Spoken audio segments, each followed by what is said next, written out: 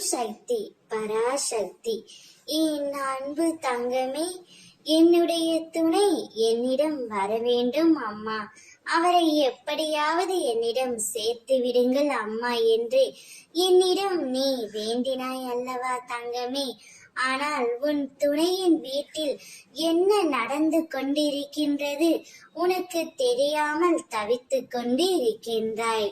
அம்மா, நான் சொல்வதை கேள் தங்கமே, என்னை புறக்கணித்து விடாதே. உன் துணை இன்று ஒருவரிடம் உன்னை பற்றி பேசி உள்ளார். அவர் அப்படி என்ன பேசினார் என்று உனக்கு தெரிய வேண்டுமா தங்கமே? இதை கேள். அவர் உன் அன்பை புரிந்து கொண்டு உன்னை ஏற்றுக்கொள்ள வேண்டும் என்று அவரிடம் கண்கலங்கி பேசினார்.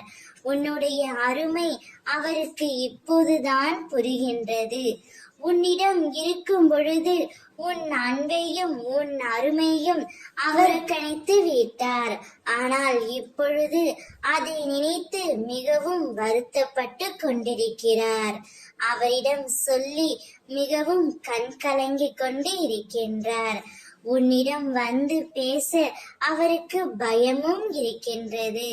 ஆனால் உன் துணை உன்னையே நினைத்து வருத்தத்தில் இருக்கின்றார் தங்கமே. உன் துணை இவ்வளவு வருத்தப்பட்டிருப்பார் என்று தெரிந்தால் உங்கள் இருவரையும் நான் பிரித்திருக்கவே மாட்டேன். பிரிவு வரும்பொழுதுதான் ஒருவரின் மீது ஒருவருக்கு அன்பு அதிகரித்து கொண்டே வருகிறது. பிரிவு என்பது நிரந்தரம் இல்லை.